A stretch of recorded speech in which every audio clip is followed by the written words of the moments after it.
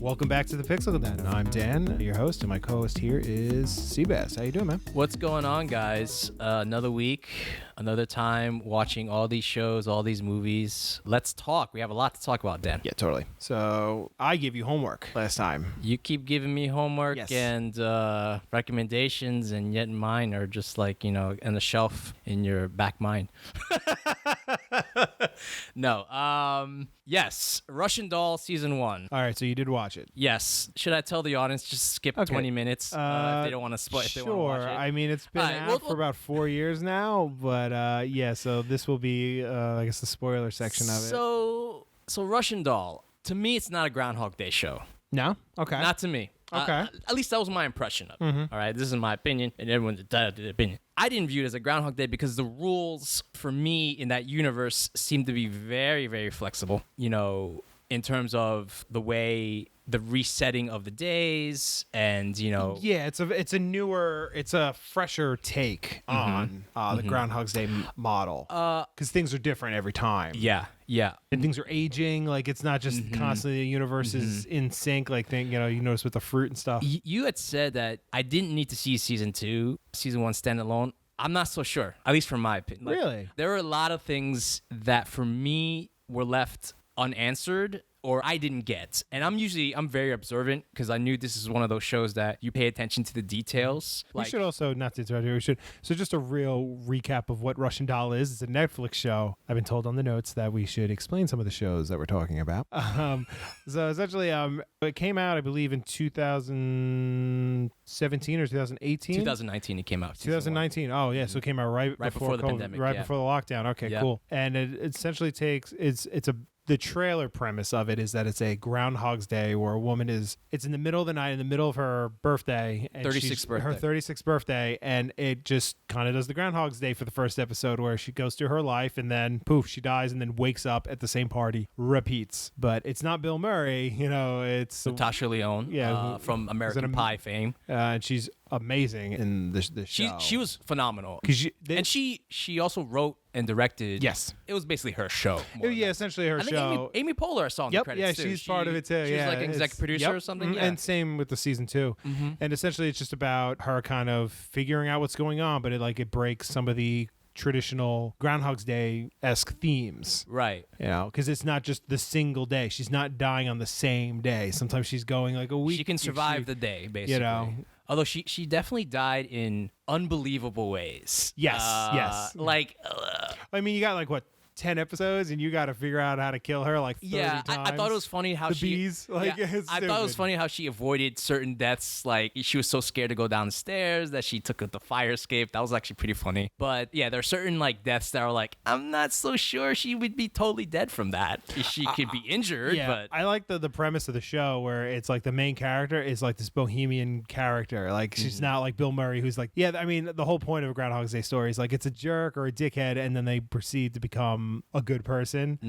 She's always kind of a good person, but she was kind of just always an asshole. well, she definitely had personal demons which rear their head throughout the season. Yeah. I don't want to get into details. Yeah, that to stuff- spoil yeah, it for that's- the audience, but she's also charismatic. She's funny. It's like a jerk. She's you also like. a little self-aware. I would argue. Yeah. Of her Her stuff. dialogue is really the dialogue. Yeah, in the show the is writing's really good. great, and at a certain point in the story, you're also swept into another type of story. Yes. Yeah. Mhm. Is that? Yeah, I guess Can you I can go- you that's can the go- most yeah. spoiler-free version I can say about that. So it's not just about her. Let's leave it at that. No, and there's other characters, and Yeah. they do some cool twists with it. But So let me ask you something, because I didn't see season 2, even though it popped up right away. The ending of season 1, I was like, oh, there's definitely one more episode, and then I was like, oh wait, season 2 yeah, starts. yeah, the way it ends, you're like, oh, okay. Which is why I think there were definitely So no spoilers. Season 2 there's no continuation answers in season 2. It's a different. see that's what I was worried about because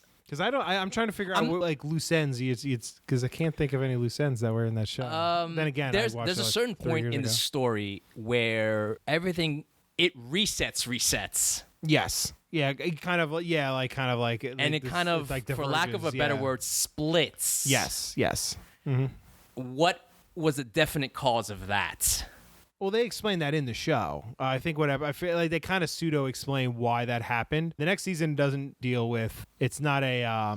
Season 2 is time travel. It's not. Yeah, I was trying to, because and there's definitely enough clues where you could see where the story is progressing, and like you can kind of figure out, I guess, a metaphoric reason of what's happening to her and the world around her. I got most of it, but there's a certain shift in the story. The tone changes too. The tone it's changes. Not so much in your face telling you the story. You have to kind of figure it out. Yeah, and I get the shift. I get that, but there are certain parts of it, like, to summarize, basically, I really loved the first 6 or 7 episodes. I really loved that because I thought it was going towards a certain way, and I was gonna buy into that. And then the shift, I keep calling it the shift because, again, I don't want to spoil it for you guys. I think you should definitely watch it. I really enjoyed it. I love the dialogue, I love the story, and the intricate things that they keep changing. So it's not just basically she's repeating the same day. Yeah, it doesn't get bored. Like, they do a very good job of not making it repetitive. I like because you're kind of going through the motions with it, and then she gets into the elevator, and like it just flips, and that's the shift, and you're like. Holy shit! Okay, they're telling something. Everyone's like, "What is the shift?" I know. Well, watch it, and watch it, and you'll know. This is more of like a companion. So the piece ending, for your show. I'm not gonna say the ending's bad. I'm just saying I was left personally, like, maybe. No, I was too. Like, I'm not. I agree with you. Like, there was a part where I was like, I feel like I completed this. Like, I feel like, but you kind of do, and I think that was kind of the point. I guess. I understand a conclusion to one aspect of the story. That I get. There's another one that I'm kind of iffy about. That I guess we'll talk off air as we spoil ourselves. Yeah, but I enjoyed it. And then you gave me another recommendation, a video game recommendation. So did I enjoy this? You gave me the recommendation Hotline Miami. Yeah, which is actually it's a relatively older game now. It came out in like 2013. Yeah, and then its sequel came out in 2015. You gotta understand, when that game came out, it blew up the fucking video game world. As it should. Because it was like an indie made by like 2 guys, and like their love of like those type of arcade action games and the music. I can see 2 reasons why. The music, 100%. Yeah. It's my new workout mix. I told you it was gonna be. No, it was that's great. in my car ride. Both games. Oh, yeah. That's when I'm like, I need to put the headphones and ignore work for a minute. Like, everyone needs to shut up at Great work. Soundtrack. I pop Just that look up on YouTube, like, Hotline Miami soundtrack for the first and second game. Yeah. That's your workout mix. That's your, like, Absolutely. cool, chill vibes. It's like a house mix, like with the mix of techno. And like just, 80s synth, too. Yeah, but it's very modern. It's got a lot of decent, And apparently Russians love that game for some reason. I was doing research on the game. It's the music. Yeah, so... It's super popular. It's on every console. It's on everything. And despite me raging every other time playing the game, that game will do.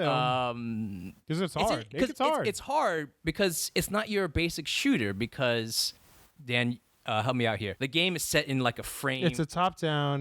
Thank you, Dan. Pixel art style arcade shooter, but it's also a mix of like a roguelike puzzle. Where you can get shot from someone off frame, and that's totally fine. And then you curse because now you have to start the level all over again. Yeah. And you better hope you catch that checkpoint. I don't want to get into the character. Like, essentially, the game is like you play this kind of pseudo assassin, and you're just kind of running around the city, and you're taking these missions, and every mission you go into this house, and it's like an isometric view, so you're looking at like a top down into this like pixelated little house, and like with their guards, there are guard dogs, there are civilians, there's weapons. You can you can change it up, and like you have to kill everybody in the place, but think like very 80s hard. John Wick in Miami. Essentially that's what it is. And then you have to but you only get 1 life, and you can only take 1 hit. So you have to be. I think you're not not punished for dying though. It's all about. There's no. It's meant to be replayed over and over again. And I made this mistake. I beat both games somehow. That was quick.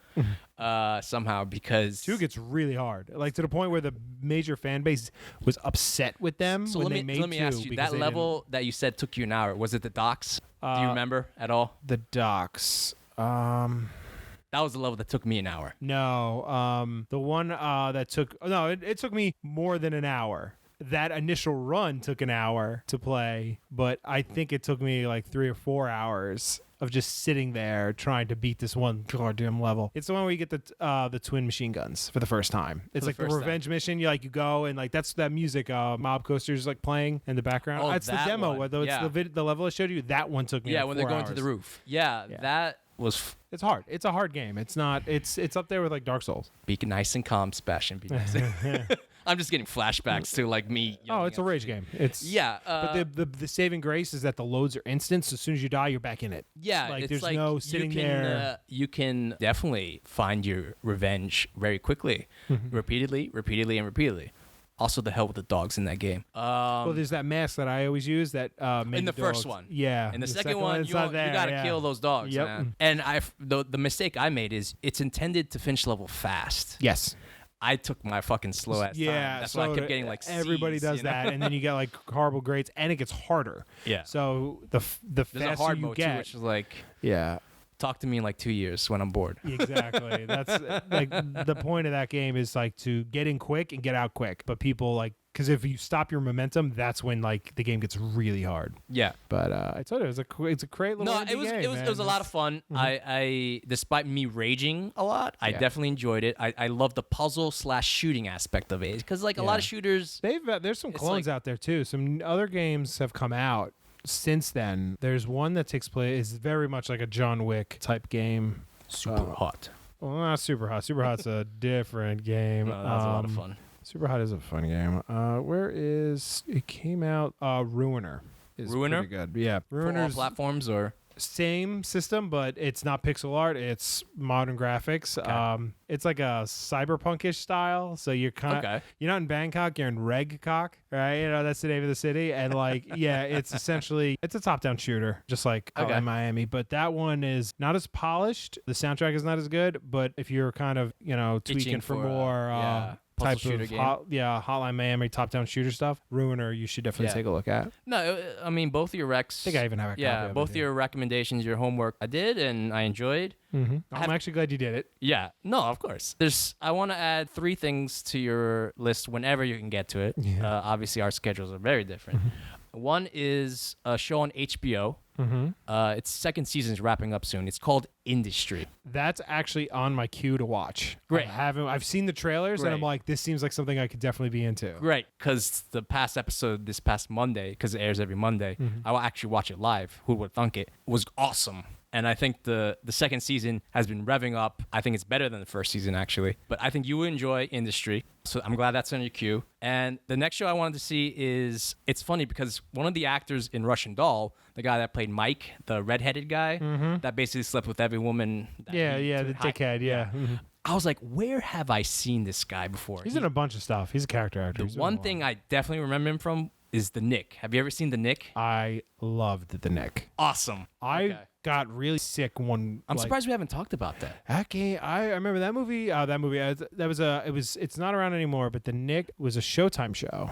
Cinemax. Sorry, Cinemax show. Cinemax. So no one ever watches those. But it had Clive Owen in it, and I was like, okay, I'm down. Yeah. And yeah, I remember watching. I wasn't even married yet, or I just gotten married when that show came out. It came out in like 2014. So the Nick takes place in essentially New the York. Nick, which is an New York. old hospital in 1800s? yeah, pretty much at the turn of the give or take. century. Like before there's like blood types and anesthesia, and it deals with like a doctor who's essentially a heroin addict Played by Clive Owen. by Clive Owen, the man. and it's one of those shows that I wish wasn't on Cinemax, because if that was on FX or if that was on AMC or HBO, it would have gotten a lot farther. It suffers from like poor timing. You're right. Because like I think because Steven Soderbergh was Yeah. the man behind that. Apparently there's going to be a 3rd season. That'd be really cool. And the director of Moonlight, Barry Jenkins, is taking over. Because that was really a show that should have gone farther than it did. And like obviously Clive Owen kills it, but introduced me to there's another actor. He's like a black guy trying to be a doctor in this Yeah, like, so they supremely have white in hospital. the worst possible time Yeah. to be in America. Yeah. And the actor's name is Andre Holland. Yes. He was in Moonlight too, which just makes sense that Barry Jenkins is kind of it was reviving really the series. he's essentially he's an English doctor who Yeah. comes over to New York to go to the Nick was a famous hospital in Manhattan. I think it's actually still around, but at the time they called it the Nick. And he comes over here, whereas like Europe was slightly slightly a little bit more liberal. And Manhattan in the turn of the century is definitely not okay for a black man to be a doctor. There's definitely a character, a racist doctor there that gives him a hard time. But he was awesome in that too. It also had from YouTube Bono's daughter. She's actually Eve Houston, really good in that She's show. amazing. I think that was her first acting. I think that was, and I remember watching it, and I was like, holy shit, like she's got some chops, man. She can, she's gonna do okay. Yeah, no. So, all right, you watched that, crud. But that was great. Sorry, no. Beat you that one. What about on Netflix, Archive 81? Have you seen that yet? Archive 81. No. What is that? All right, so Archive 81, it's on Netflix, and unfortunately, it doesn't look like there's going to be season 2, which sucks. Because it's Netflix. Because it's Netflix, They don't renew their shit. It is, I want to describe it as a... Isn't that horror thing with the basement? You kept telling me about the basement. Oh, I'm thinking of something else. I'm sorry. Actually, there is a basement thing, yes, but I don't know if it's... Wait, is this like the guy who's like editing audio clips or something? Okay. Yeah. Okay. Have you seen that? No, I haven't. I've heard you. So I think you've mentioned it when you first started watching it. Yeah. I thought that was a great show, and I'm kind of sad that I think it's going to be picked up somewhere else. Usually shows that are that good get picked up by like now. That's the thing I do really like about with it's one of the saving graces of all these streaming services, which we can get into why there's way too many, and they're doomed to fail because the market cap is not increasing. I mean, my former Disney CEO, Bob Iger, recently said that there's only going to be like 4 or 5 main players. Eventually, they're going to buy all of them and up. Then the rest it's already starting to happen. I mean, yeah, exactly. What is it? HBO and Discovery are already merging. And yeah, I think that's because the problem is the market cap for... There's only so many people who can subscribe to a streaming service. And we know who all of them are. There's no new people subscribing. No. And so if when you keep adding, when you keep adding, so what I was getting to is like when you keep adding services, you're just prying because there's the joke, right? Everybody has a Netflix account, and then it's you pick your other two. Right. You know what I mean? Like me, I'm a new dad, right? So I obviously have Netflix and I have HBO because ironically they have every Sesame Street episode, and I have Disney Plus. You gotta have Disney Plus. Now I happen to have, because of what we do and what I'm interested in, I have almost all of the streaming services, and it's a lot of money. But essentially, most people, if they don't, I mean, there's also a ton more cord cutters now, but people are cutting the cord not because they hate the cable channels and stuff like that. They just don't want to pay $100 a month for 3 shows every 3 months. Which is hilarious because... But they'll spend... Spread out, it's going to equal $100. Exactly. So it's like, come on, what are we doing here? It's like everybody. I always find other like people have like then you have the account you're borrowing. Friends, we're all friends here. And essentially, it's like what I say. There's two types of people. There's people who have Netflix accounts and people who pay for Netflix accounts. Like, or you have like your parents have a satellite subscription, and that gives you access to HBO. Oh, dude, I think I get Hulu through my cell phone provider. Who else do I have? I think I get one. I have HBO through a friend, but I also have HBO myself. I have it, but I've never logged into it because my friends is logged into mine. So I have my friends paying log for your in. friend? What a great friend, Dan. No, I'm actually paying for my own, but I've never logged into it. And is it because the algorithm is so set on the other one and not your own? Kinda. I don't want to. Listen, bro. I get it. No, because like, do you know how I specifically only use my wife's YouTube account because that's where we watch all the Cocomelon, and I don't want it fucking up my algorithm on YouTube on my account. God forbid you mix that with, and everyone's like, "All right, Dan, let me see YouTube." Like, actually, what? my treat to myself is that a couple months back, because we have the kid, and it's all the YouTube kids videos and stuff like that. I treated myself to YouTube Premium. Bro, there's no going back. No commercials. Oh my god. No ads. It's fucking weird to watch. Like it's. How much is that a month? It's actually pretty high for you. It's $15 a month. Get the fuck out. And you don't get YouTube TV with it. You just get straight. But you can download the YouTube. You also get access to their music service. Ad-free stuff, all that crap. I mean, it's a matter of preference. They'll probably, don't quote me on this, but they'll probably add more to that service because to make it expensive. Worth the $50. It's like the most expensive one next to Netflix, which is like $20 now. But you're also getting not much except for, but no commercials. Is pretty sweet since now. Like, I didn't care when I was like always on my laptop and stuff because you have ad blockers and stuff like that. But now, like, primarily YouTube is on my phone. or on the TVs. And also, I couldn't just stand the commercials. I was done with them. So What, you don't want like Prilosec or, no. Well, what happened? It got to the point where the kid would throw a fit when there's a commercial because everyone, if you watch a lot of YouTube, like in a long stretch, it doesn't just do one 30-second clip. No. It'll do like 2 minutes of YouTube commercials. it'll go like 4 ads straight. Yeah, straight. Yeah. And you're like, yeah, you got a pissed off kid and you got to hit the I need to calm this kid down button. So we need some fucking Cocomelon up in this bitch. I got to know what JJ's doing, bro. Okay. Parents listening, no, that is really funny. But yeah, so essentially that's what I think with like the streaming services is that there's just, I mean, everyone has said this. This is not some like edge case thing. Like there's too many of them. And like I said, Bob Iger said that is like eventually what's going to happen is the big ones are just going to buy up the rest. And He's that's actually, and he's not wrong. yeah, and I read the same article that said he was actually shocked that Apple TV and Amazon are having the success that they're having. Me now. too. I'm actually shocked. Because they're getting good hits. Like they're getting Emmy nominated hits. We'll talk about the Emmys in a sec.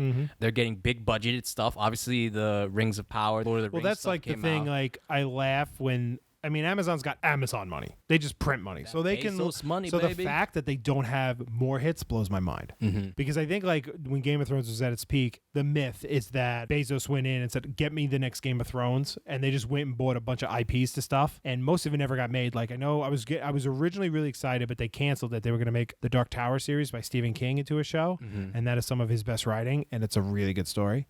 That got nixed. They got Wheel of Time out. I think they were going to do. I think they bought a bunch of others, and like they didn't just take. They essentially Lord of the, when they bought the Tolkien stuff, Yeah. the movie rights anyway. I could totally see how that was even to be purchased because New Line Cinema, they got all the blood out of that stone. There's nothing left that they can get out of that, and they're New like, Line sure, Cinema. How many '90s movies had New Line Cinema all as of them, that logo? all of them. Man. But it's. Those were the days. But it was like, all right, we got Lord of the Rings, then we got the extended editions, then we got The Hobbit, and then the extended editions of The Hobbit. They're like, we got nothing left on this. Yeah, sure. You want to take it from us? Go ahead. Oh, you're going to do a prequel? Go ahead. But yeah, I'm also surprised that Apple TV didn't fold. No, I think I thought that was going to drop the first season, like the first, like. I think the morning show, Ted Lasso, like I did give Ted Lasso a try, and I did find it funny. It fell away. Like. No, that happens too. Like Yeah. a lot of times, I'll be really invested in a show, but like because of time and I don't know if a new season came out yet, I'll lose interest. No, but obviously the success of Ted Lasso, the morning show. I don't know if the Jason Momoa thing is any good. It keeps getting. I mean, it's like one. I think It's got 3 seasons. It's so, ending. hey. I know, but like apparently it kept going. I was like, all right. What else did the M Night Shyamalan show with the one with the doll, the little boy? Yeah, doll? that's a really that had a popular couple one. seasons out of it too. So like they're getting stuff out, and obviously because of its connection with an Apple service with your phone and all that stuff, like it's easily accessible and you They know. did, and then they jumped into the movie realm because I know they got Tom Hanks's movie The Greyhound, which was a really good World War II movie. Yeah, they're starting to get Tom movies yeah, now. but Tom Hanks had I think written The Greyhound, and then I remember they picked it up because like COVID happened. And, It's funny you mentioned Tom Hanks. I saw a little bit of Elvis last night, and he's like in prosthetics, and I'm just like, Sam bro. can't not. She's been saying nothing but great things about that, so I have to give that a go. Oh, jeez. Well, good luck. I didn't finish Elvis because, and we'll talk about that. She's also an audiophile too, so she gets like her level of appreciation for music is on a level, is on a biblical level and stuff like that. Yeah, sure. So, did you watch the Emmys? I Primetime watched Emmys that a recently little bit aired? of it. I gotta think about award shows, but I did give it a go for a little bit. I But thought- I think it's kind of dead in this climate, to be honest with you. I know. I think it's been dying. I don't think anyone. I think the general population is kind of done with the patting on the back of celebrities, especially what's going on and Yeah. what's gone on in the past few years. That I think people, the breads and circuses of that, it doesn't really do the way that it used to. As one person put it to me, it's a fashion show now. Like people with the red carpet. well, you know, that's how the Oscars started, right? You know? Yeah, exactly. Yeah. So like, They didn't want to give it them a raise. wasn't as much of an emphasis as it progressed, and now it's kind of shifting back because the ceremony itself is dull and bland. But I thought everyone that won was expected to win. There weren't too many Yeah, craziness. I mean, it was- You know, HBO is obviously pulling up a lot of good stuff still. But here's the thing with award shows like the Emmys, right? Now, Emmys always played like second class or second fiddle to the Oscars, right? Yeah. But we are at the tail end anyway. It's starting to kind of trickle down now of like the golden age of television. Like we're kind of past it now. It's starting to kind of go back to a lot. There's just so much. People are kind of losing things. But even with some of the best TV that has ever been made, Yeah. Yeah, I know where The you're going with this. viewership of the Emmys is at its worst that it's ever Non-existent, been. yeah. It's a combination of factors. It's a host that's not as engaging. Who's the host? Was it Kenan Thompson? Yeah, it was Kenan Thompson this time. A host, the actual process, it's too long. Our award shows have always been too long. And, you know, it's essentially you're watching a bunch. The Super Bowl is 3 hours and it's majority of commercials. The Oscars is 3.5 hours. It's 3 hours. And it's just like, come on. Like, I also think too, I think a lot of street cred from celebrities bottomed out in the past couple of years. Yeah. How COVID happened, and then with like them getting into politics and their ideologies, and it's you know, I'm not a celebrity hater by any means, but it's very much people don't really care as much about. Yeah, when they give celebrities. messages in their speeches, like we get what you stand for and blah blah blah. But Well, Ricky Gervais said it the best. He was like, celebrities don't have a right; they have no leg to stand on when it comes to preaching to people. You know, I agree with that. Yeah, for sure. Yeah, because as much as we admire these people's work, who are you to be like the ambassador or the one to tell us to, you know, do certain things? You're obviously entitled to your opinion. I'm not saying that, but it looks kind of smug. There's that great South Park episode where George Clooney's smug is like a cloud trying to. it's essentially smog. Yeah, it's really funny. And I always think of that too. And Clooney, to his credit, ran with the joke. He actually voiced the dog. Very self-aware. He on a voiced the level dog. That's really good. In later episodes. But I think that like translates to these award shows that people don't care anymore, because that's how the Oscars started. They wanted a raise, and they're like, just give them an award instead, and that's how essentially it started. Old Hollywood, man. Also, too, I mean, some of the most memorable movies are not the best picture of the year. Well, it's funny. I read somewhere that Better Call Saul, which is universally praised, has not won an Emmy since it started. And that just goes to show you, like, who are these people choosing the winners, you know? Yeah. And I felt the same way for Oscars for many times. Oscars sometimes get it right, and then sometimes, like, when they killed it with Parasite, I was like, oh my God, you actually paid attention and chose the best movie of the year. And other times, it's just like, well, this movie was made to win the Oscars, so of course it's going to win the Yeah, Oscars. because there's always like, you know, the Oscar bait movies where, you know, it's like, Yeah, it's a biopic, or it's like, you know, something about Hollywood. I saw the trailer for the new Damien Chazelle.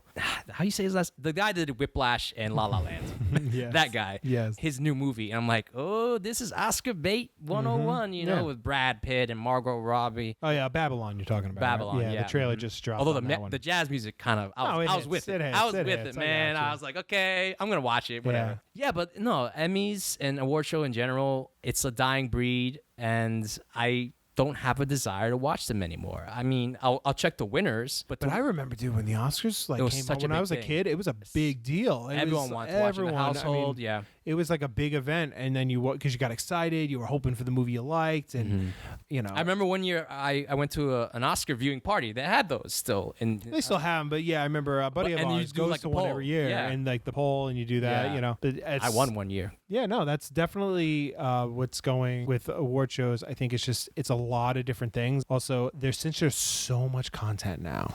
Yeah, like I remember when it came to the Oscar season, I had already seen all the You contenders. saw all the movies. Yeah. Now, like right before the pandemic, like the last few years when I started slowing down following the Oscars and stuff, I used to use that as, all right, what do I need to see now? Yes. Instead of, I remember watching the Oscars, like I can every documentary, Yeah. like the animated shorts, like I had seen all of it. Then I would use the Oscars. All right, so what's being nominated for Best Picture and Best Director? Okay, and Best Screenplay. Those were Yeah. always my big three. I never cared about the acting stuff. I was like, all right, who's the best writer? Who's the best director? And give me the best movie. All right, I'll watch those 5 movies. And they always wind up being like the same 5. Yeah, and you know what's so funny? Like I get screeners during Oscar seasons for all these movies. We watch them together, right? Yeah.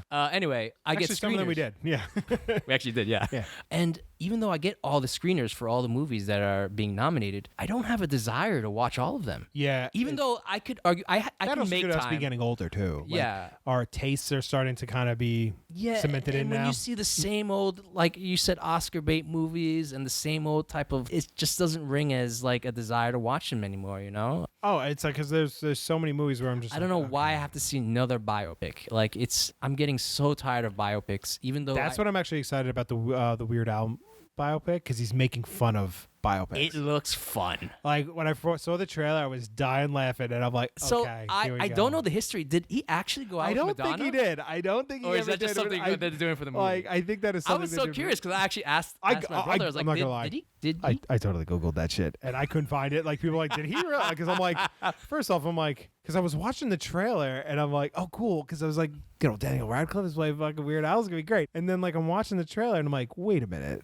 Did he ever do did he any hook of this? up with Madonna? I'm like, and then a part of me is like, he hooked up with Madonna. Good for fucking him. Madonna at her peak too, like yeah, a like virgin. 80s Madonna. Yeah. And I'm like, oh, I mean, not that she's not peaking now, but it's like she's still that's relevant. when she yeah. I mean, she like became megastar, And she's being played by Evan Rachel Wood, which is perfect for perfect that. casting. But then like I see him like shredded on stage and getting like going to drugs. I'm like, what? The Weird Al. The guy with the girls and the accordion? You know, Radcliffe is one of those actors, and I put Robert Pattinson in the same thing where, like, they became known for, like, this one movie series, but they've made a career post. I love host. But I also love the careers they've decided to make. Yes. It's very much like They could have, like, phoned it in and just do for more the rest of their same career. They stuff. could have, and they would have gotten like tons. But it's like, especially Radcliffe is my favorite because it's like he made boatloads of money. Dude, those three of those kids never need to work, and I like that. Emma Watson, she does a lot of activism now. She does like a lot. Like she went to school. And she got, you know. But I love that he just decided to do weird movies. Dude, what was that one movie where he's like a dead body?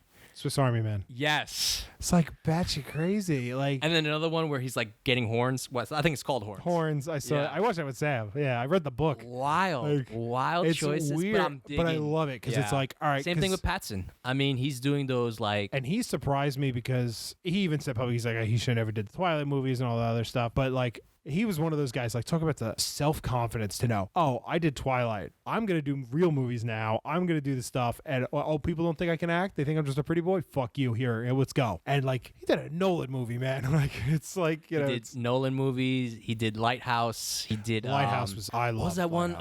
Good Times? Good Boy? Fuck. Where he plays like a gangster. Shit. Someone who's listening knows what I'm talking about. He's got like blonde hair. Blonde hair. He's got blonde hair. He's doing his best New York accent. Sure. Not Remember Me, right? No, Good Time. Like Good Times.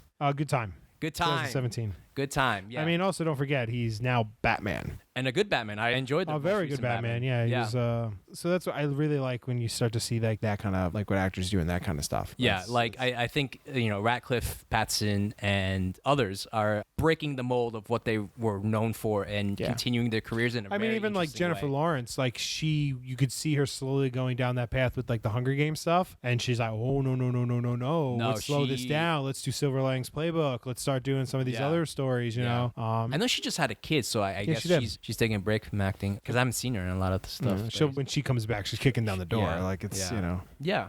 So, should we go into our spicy topics? All right. So I'm gonna preface this real quick, just as a kind of a. This is not to make fun or attack people's views in any way. These are just our opinions. This is a safe place. So I just want to make it out there that this is not meant to belittle the work these people have done. But the topic for the main cast tonight is going to be controversial takes, and it's going to be just the things that we kind of where we decide because we're kind of. I mean, we're pretty going with the flow with a lot of like media, like we're praising some of the movies that are obviously like good, like you know what I mean. Oh no, the movie, no shit, they're good. You know what I mean. So this is kind of our pivot, if you will, slightly unpopular opinions, and some of them are just like stupid stuff that we just like cringeworthy movies. Like I know someone who genuinely likes The Room. Yeah, tell me apart, Lisa. I mean, when I mean The Room by is great when you're drunk. No, what I mean by he likes it, he genuinely will watch it because he wants to. Not to make fun of it, not to get high and just like laugh. Like he watches it because he thinks it's a good movie. And my whole crew destroy him because of this. Yeah. Because they're like, he genuinely thinks, no, it's like a good movie. We're like, no, it's literally one of the worst movies ever made. Yeah. Have you seen the parody movie? I love the parody movie. James Franco. I more importantly loved the trailer to that parody movie. It was very good. Yeah. So essentially, this is just going to be some of our more I'm also too like some of our embarrassing takes, like things that we Yeah, kind of. I think what we should. we have a mutual friend who openly says he loves. I think it's the Step It Up movies, Yes. and I'm just Yeah. like, okay. Like my wife, unapologetically. I think they bond over that. Yes, they do. Unapologetically loves. Oh, what's the one with the Step dance Up All in battles? the game. It's like the Step Up movies. It's another one where it's like, oh, whatever. Yeah, it's like one of the like just those corny ass the same like, friend dance. is pissed off right now listening to. Oh, he's so pissed.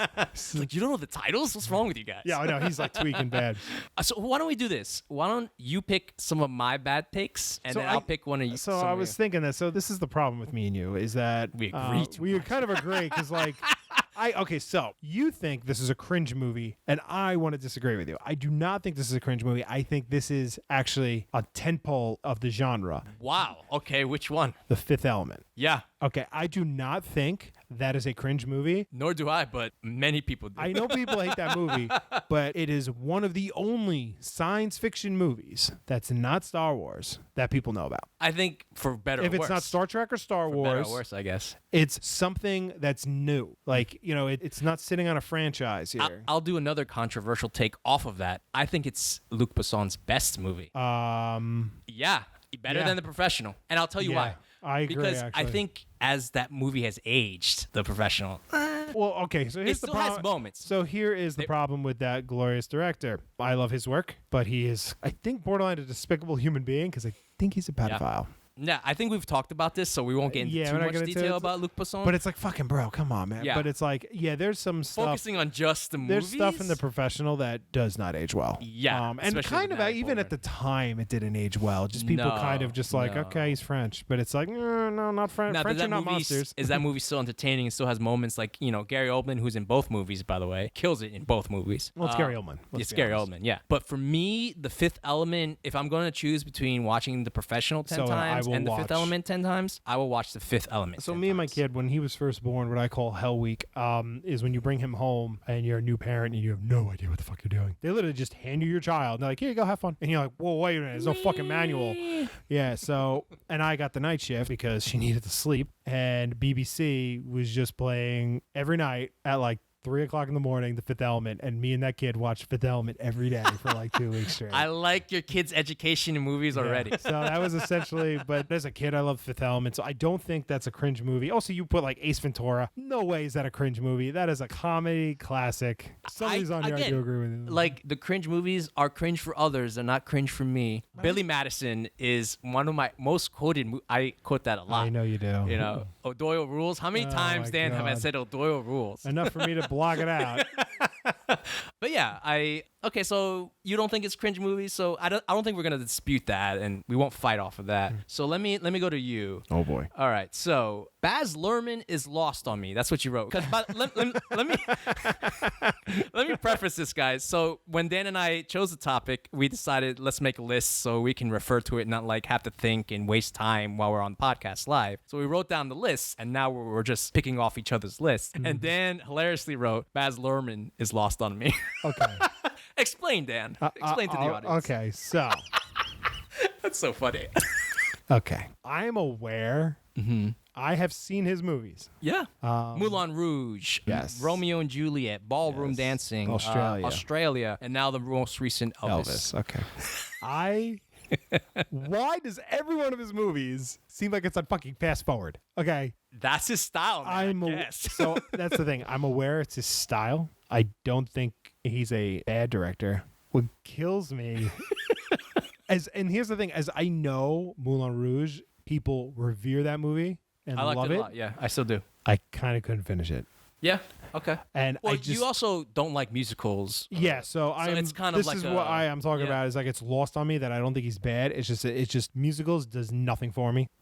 I have seen Rent with the original cast, and I was bored. And It's I'm just not your thing. aware. I get it. But I the thing get is, I'm aware that is truly wasted on me. it's like just Yeah. don't like you know Which what I mean? sucks because your wife is like the musical. Yes, like she's anything with music she's involved Yeah. in, and she has an Hilarious. an encyclopedia. Now you don't disrespect. I'm not trying to. You're not trying to, but it's just not. He's I would not your like cup of tea. I'm not like, why the fuck is he coming out with another movie? Yeah, it's No, like, no, no, why no. do they keep giving him money No, to make more movies? I totally get why they give him money, and I'm like, people get so much joy out of it. I'm like, go for it. Like, Yeah. keep making it that way. It is lost on me though. I can't. Okay, I mean, Baz Luhrmann obviously is still given the green light to do all these movies, so obviously He's doing people something still, right. yeah. But I get it, like he's not your style, not your cup of tea, if you Definitely will. not. Yeah, I get that. I get that. All right, my turn. What should I I mean, defend? some of these things. I mean, you put Dexter's Laboratory, bro. That is our childhood. Don't fuck with the childhood. Have you seen some of the Dexter's Laboratories Not recently? since I was a kid. No, not recently. Then It's- you'll know oh. why I put it on the Oh, cringe it's list. cringe. Okay. Okay.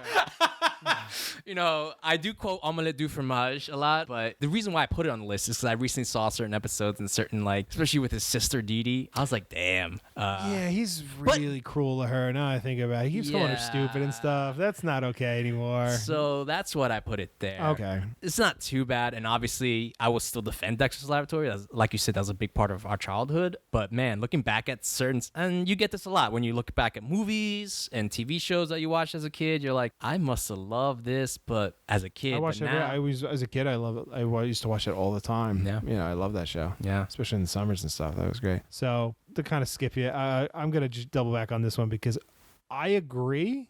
What do you agree with? We agree on another one. Succession is overrated. And there goes half our audience.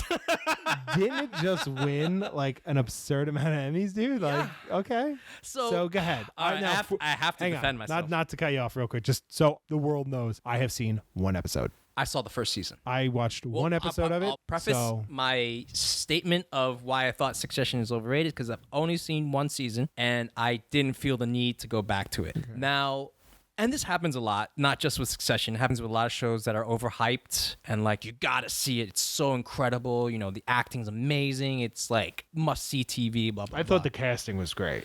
I don't have an issue with Succession in terms of the actors or the acting. I actually Eric, I this is a watched show the full first season. Yeah, I really wanted to like this show. Yes, but for me at least, the premise of watching these rich folks, obviously people love watching rich folks fail and or being stupid or being funny or cruel or evil. Like, what do people love? People love drama. That's why the Kardashians have survived so much because they're a hot mess. People watch what it's like. It's an escapism, so that's why like Exactly. there's a ton of cop shows and doctor shows. These are very hard jobs, and like most people never become them. I've never had an issue with the acting because Brian Cox is a phenomenal actor. He's a legend, The guy that plays Kendall is phenomenal and he plays that character well. But I don't gravitate towards the premise, and I don't think, and this is going to add more coals to the fire, I don't think it'll be remembered in 5 to 10 years when it's all said and done.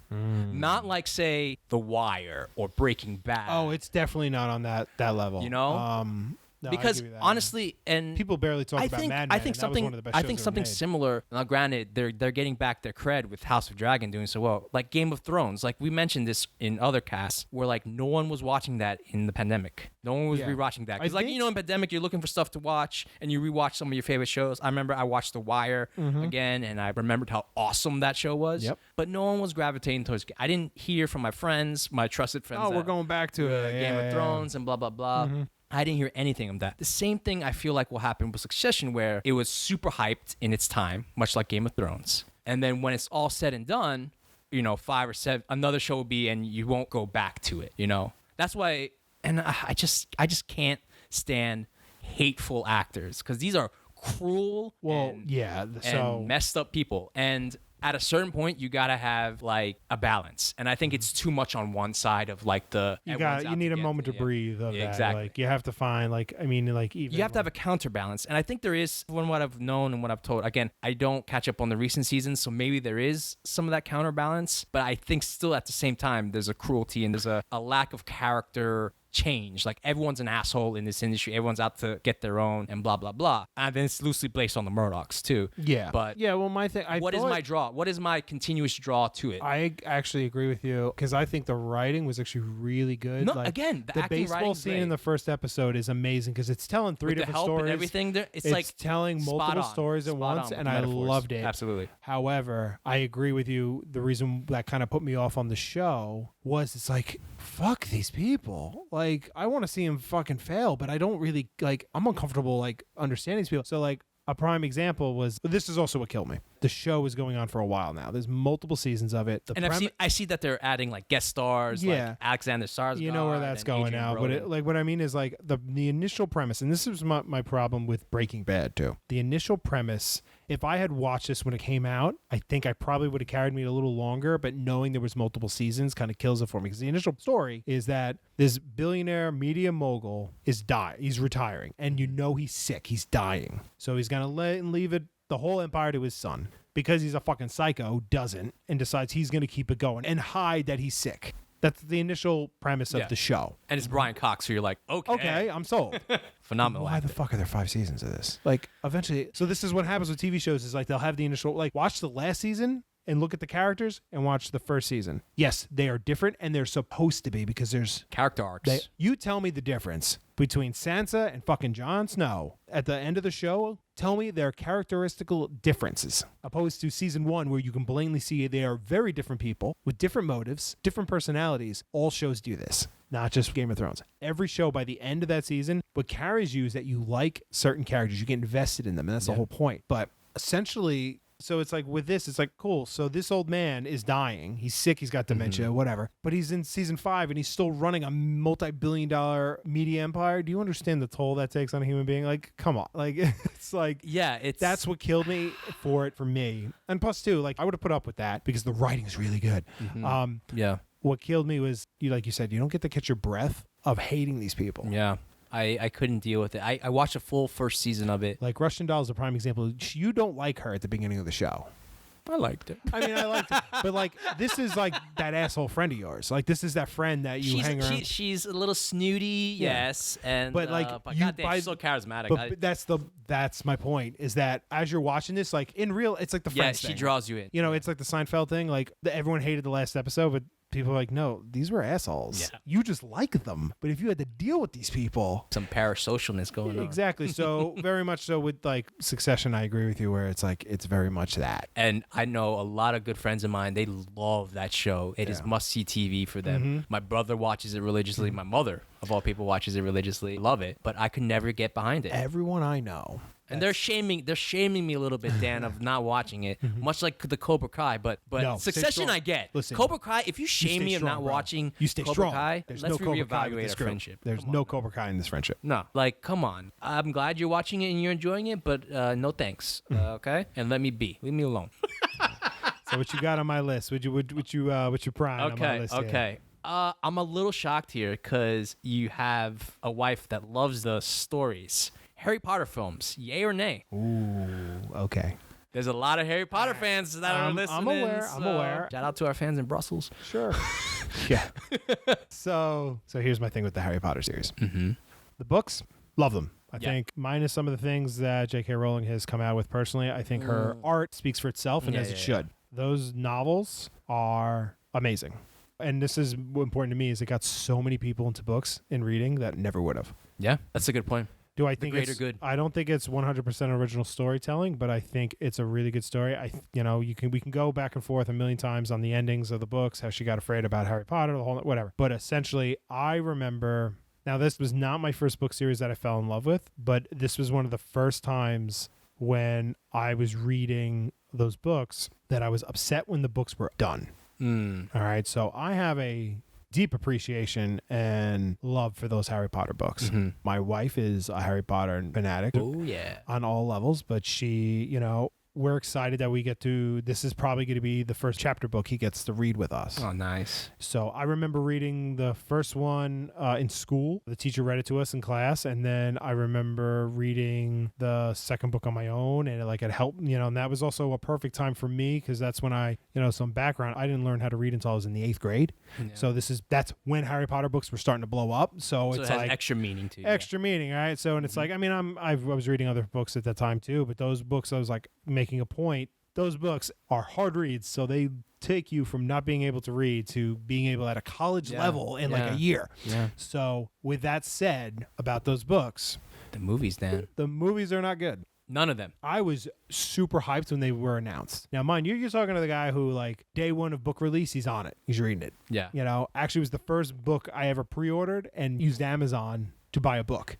And it blew my mind that the book came the day of release. This is a decade before Prime. Yeah. I remember the day the UPS showed up, the day Harry Potter, The Half-Blood Prince came out. Mm-hmm. No, Order of the Phoenix came out. The day it was released was also the day it got delivered to the house, and it blew my mind that Amazon was able to figure that out. And I remember the first Harry Potter movie, when the trailer got released, I watched that trailer 100 times. I was so pumped. I was ready to go. I think the casting was perfect. Yeah. McGonagall, Snape, perfect. Because I remember even specifically when I was reading those books, before they announced the cast, those were the people that I actually envisioned when I was reading those books. Yeah, similar to when people thought Maggie Smith and Alan Rickman? Yeah. Absolutely. Yeah.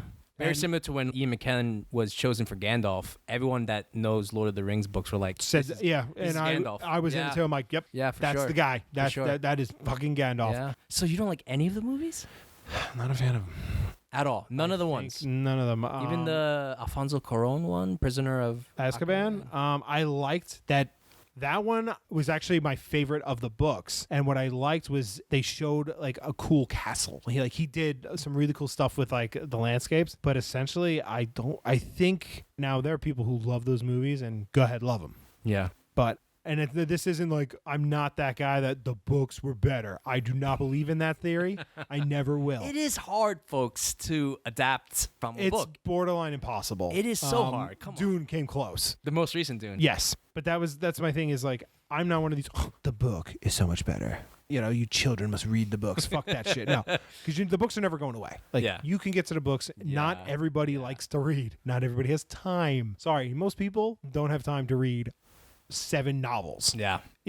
So let's be honest. That's my issue with sci-fi books in general, is that they make 20 books in one series. Anyway, so I'm not a big fan of the Harry Potter films. I've seen them all. I've gone to the theater for most of them. And I was one of the ones the most hyped when the first one came out, and not a fan of them. I think they kind of they're mid fantasy stories. Mm-hmm. The books are better. The books are great. Yeah. They help you, but yeah, that's kind of my thing with the Harry Potter movies. Yeah. They don't do anything for me. I think. And yet you watched all of them. I watched them all. Yeah. I mean, listen. And they also have marathons these days now. Yeah. I mean, it's I watched them all, but it's also, if you want an opinion, you got to get involved. So so I'm putting the work in, man. I think it's just, to me, the movies are just average fantasy stories where the initial story from the books is bigger than that. Yeah. It's... I mean, I give them credit for making a movie franchise. I don't blame, listen. Money, you're making that shit. Money. Yeah. Yeah, they closed the door on it. Do you think there'll be more? The Harry Potter books? Yeah. Movies? Movies, yeah. Yeah, and that's also the thing. The initial Harry Potter books, fine. The Fantastical Beasts, they're really hard to watch. Even the hardcore fans are. Even my wife is she watches them to watch them, but even she's like, Yeah. I think Jude Law as a young Gandalf is great. But yeah, very much. I think even the hardcore fan base is they're watching it, but they're kind of getting the Star Wars treatment now, where they're in it and they're and it's stuck with it. Yeah. It's like that meme where it's first time. It's very much like that. Yeah, you're in it. You're in it there. Yeah, I liked some of the Harry Potter movies, some more than others. I didn't read the full books. I think I read Ring Sorcerer's Stone. I read and the Goblet of Fire. Yeah, I don't have a issue with the movies. I appreciate what they were trying to do, and it was difficult too, because I think they came. Oh, it's fucking impossible. I think the first one came out in 2003 or something like that, right? I was in middle school. They were babies. Yeah. They were babies. Those actors. Yeah, watch them grow up. And watch them grow up, which I think is so funny and weird too. because like when they get older and they start having, I always remember this in the last season of Game of Thrones. Not, I don't care if I'm spoiling this because the last season for me wasn't great. Arya has sex with Gendry. And everyone's like so uncomfortable And it's because like, they watched her we grow up. watched She was Arya when she was like wee little, and I'm like, this is awkward. Same thing with like, you know, Emma Watson and stuff. Even Daniel Radcliffe. It also shows you how like uncomfortable, and this is where I think like Hollywood loses a lot of credit because like people were counting down the days until Emma Watson was like legal, and it's like, what's Yeah, wrong with you, come on, man? Like everyone's got a guys. mom. Yes, Like, come on, yes, bro. like she's very beautiful, but come on, it's kind of weird when you're obsessing about her and she's not even like. she's a 18. child. She's a child. And honestly, the older I get, the 18, you're a fucking baby. Like Yeah. it's like, yeah, no. And that's what worries me about like fantasy fans. That's one of my thing. If you want, we can kind of segue into that if you want. But like fantasy fan bases gotta grow up a little bit, you know. And within the realm of social media now, they're being more exposed. like, give me an example. What do you mean by Like for example, and I've noticed this recently, like Star Wars, the Obi-Wan series. Mm-hmm. They were giving a ton of shit to the black actress. Oh yeah, because she like publicly, Yeah. like made a comment about, I think just finally like Star Wars is having like Yeah, and inclusivity the reaction stuff of like the fans was, I think, that. Well, so Poor. I Because they're I like- don't agree with the fans when they started attacking her, and but it's like, oh, we had Billy D. Williams as Yeah. Lando Calrissian and James Earl Jones Yeah. as Darth Vader, so we're good. We're not yeah, racist. two Like, black people in a go billion fuck universe. yourself. I am a Star Wars fanatic, but the fan base are monsters, and they need to shut up. Yeah. Like it's like they are Yeah. the they are their own. They complain about things like their actions actually affect. and they the shows. honestly think they can influence the studios. Like, I remember there a petition to change the last season of Game of Thrones. Like, what are you people doing? It's done. Well, also They're not going to change. yeah, let's that. petition to reshoot the most expensive TV show in Are you history. going to fund that? That's the thing. I think people don't realize like these things don't cost $1 million. No. They cost hundreds of millions of dollars to make. Like It's like, come and it's a on. miracle anything gets made. The amount of moving parts required to make anything on film Yeah. blows my like the fact that anything, even indie movies, are borderline impossible to get made now. I feel like fantasy fan bases, they had their own opinions back in the day and, you know, at Comic Cons and blah, blah, blah. But obviously with the advent of the social media and how everyone in Twitter has a freaking See, opinion. I am in the fan base. I am in like these fan bases, so I know what you're talking about. Where It's yeah, like it gets, what are you trying to do here? What are you trying to accomplish here? But it could also go on the flip side. I have been to sporting events and I've heard fans say some ridiculous shit to coaches, man. I'm not Like- saying it's limited to No, I'm fantasy. saying like the fan base is I Like, think is where we're going with this. It's like absolutely, you're absolutely correct in that certain people feel like the players or the actors or whatever need to adhere to everything that they like. Or yeah, I everything that they forget. do, I was listening to a podcast years ago, and which is it ridiculous. was a comedian, and he was saying people have to understand entertainment is a gift. It's a luxury. Yeah, It is not owed to you.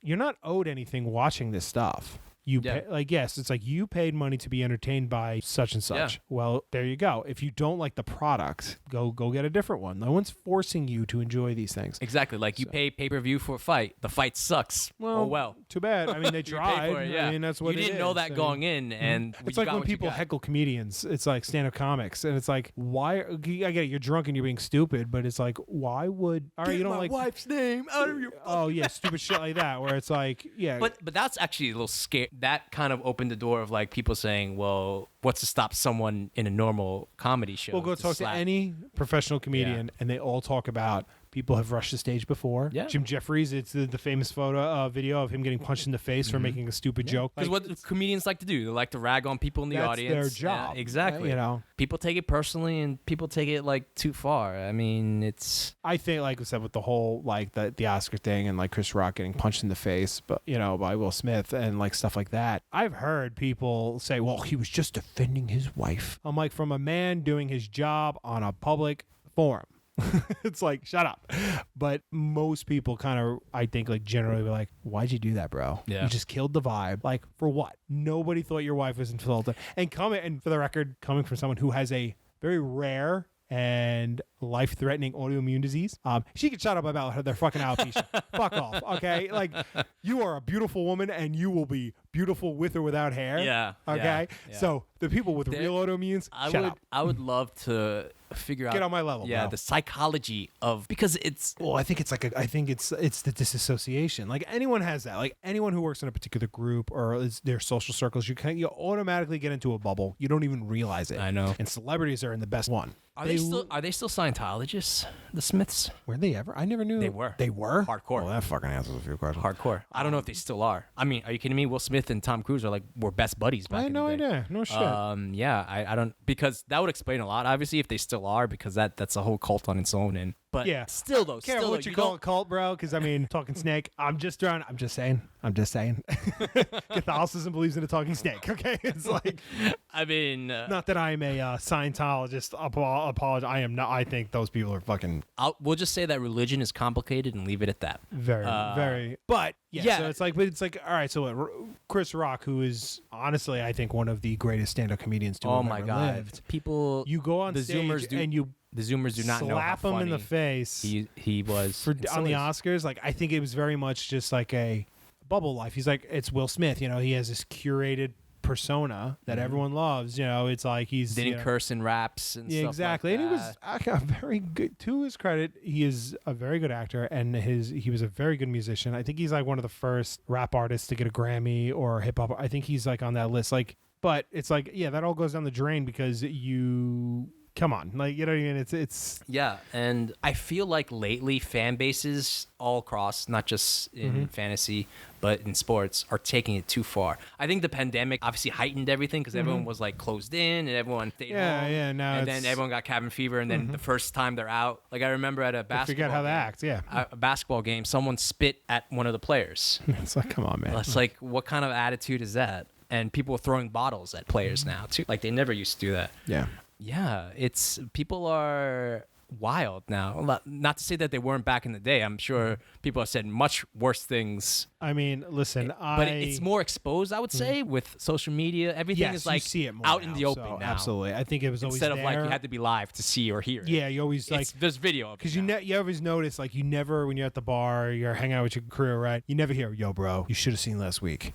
You should have seen the crazy shit James did at the bar. He was fucking nuts, man. Yeah. Like, a guy showed up, he bought him a beer, it was awesome, and then all of a sudden they're fighting. Like, you don't hear those stories anymore because you see it. Yep. Yeah. Because you're seeing in time, you're getting that text. And the you video's will- probably yeah. not even from your crew. It's from someone that filmed Yep. it, posted it on social media. And I've it's always spread noticed like that fire. you don't get the, you should have been there story because you're literally getting the FaceTime. You can see it live. Yeah, you're getting the FaceTime. You can and see it's- it, detailed breakdown, and people like do breakdowns of it, of fights. It's too. great. It's great. I love it. Oh man, but yeah, I think fan bases, obviously for fantasy, like Star Wars, and I mean, those are and people were definitely- complaining too about the Rings of Power and how there's a diverse Yeah. cast, and it's not saying true to the books. Black elves and I'm all like, that. who cares, man? There's fucking like dragons and all that shit in there. Why does it matter if one person I think people just like, I think it's just part of the parasocial relationships. Like, I think they just It's so, like, holy to them, yeah. Because it like it's no longer. I mean, or it's probably always like this. It's like, especially sports teams. Like, there's, you know, it's like, this is the team I grew up with. My dad loved this team. My grandfather used to take me to games all the time. So there's that portion. So it becomes a part of you. Mm-hmm. So when people hear. But that also entails with like fantasy series, sci-fi series, like all these things, because it's a part of them. And when they see it not doing well, they have an emotional reaction. And you are very well aware what humans do when they have emotional reactions to things. Oh boy.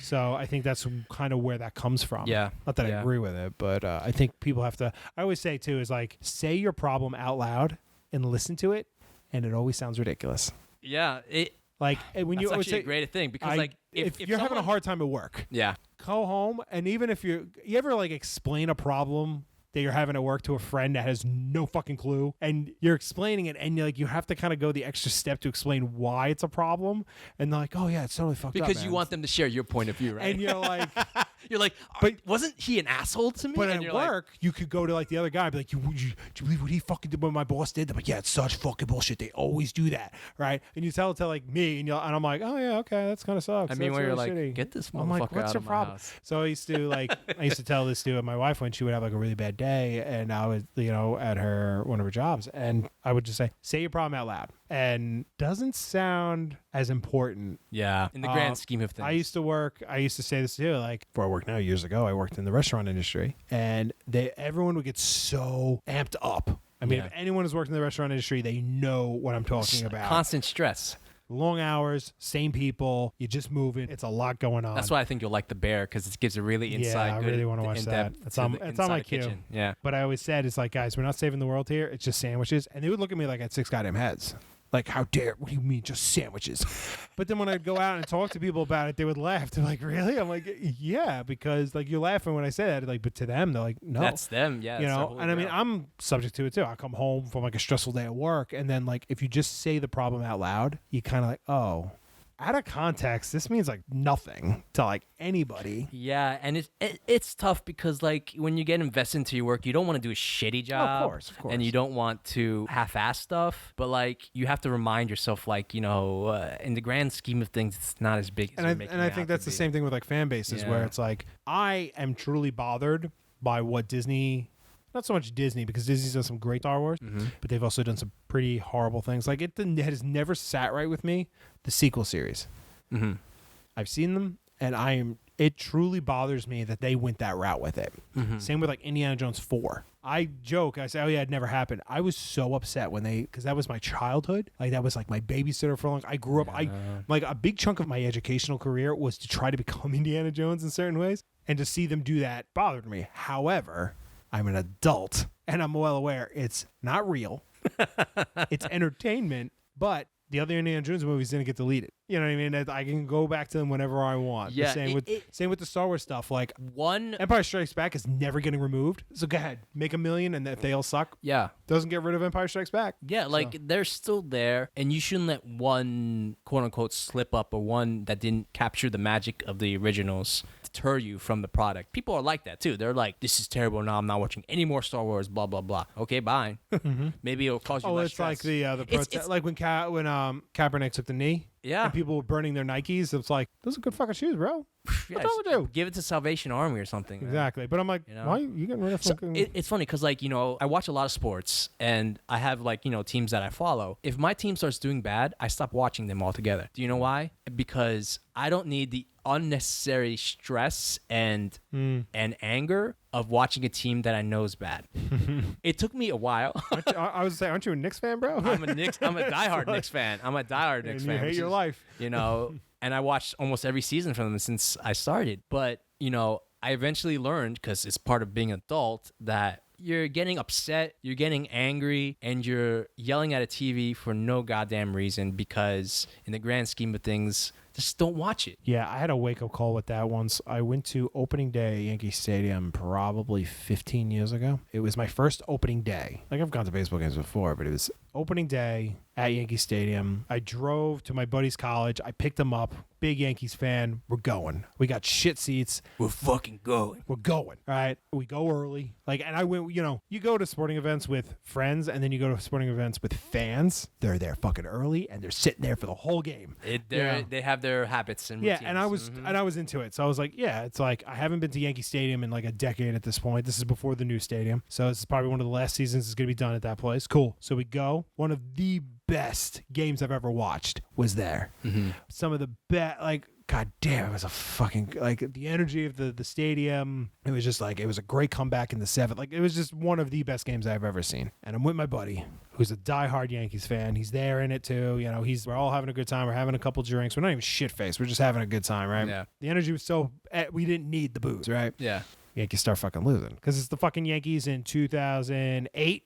We weren't good that. We didn't make the No, playoffs that year, I don't think. Yeah, so I think it was 2008. No, I think it was like 2007, 2008. So it was that season. Not a great time. Yeah. But this was one of the best fucking games. And I remember him. Beautiful day out, right? Opening day. It was during the day, right? Oh yeah, it was a day game. We have a couple beers. We have some food. We're just chilling. It was just a great time overall. he's all fucking mopey and sad. And I'm like, what's wrong, dude? It means so much to us. And he's like, we're fucking losing. I'm like, this is like an amazing day and a great time, man. Like, this is like cool. And he was just like, yeah. Then, of course, they start fucking winning and there's this whole thing. But it was like that part. I'm like, you're going to lit. That part ruined the whole event. Because, event. like, for fans, I get it. It's just, you're not there thinking about the experience you're having with your buddy. You think about the Yankees better fucking win this game. Yeah. Like, is our pitching good? Or like, why did they do this lineup change? Like, the meticulous details, it all matters to hardcore I give fans. that to European football fans. I give that to hockey fans. I give that to American football fans because there's not many games. There's over fucking 170 baseball games. They'll make it up.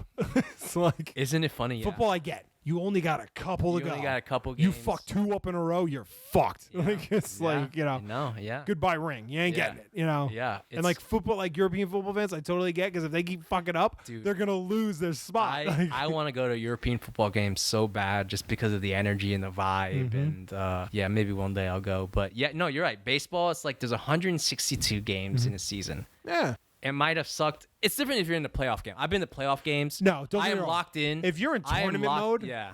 different. If you're in yeah. a tournament arc, bro, every I pitch, totally every get pitch, it. Everything counts. Yeah, everything counts. Bring but your A game. A regular season game, even like this is opening day against Toronto.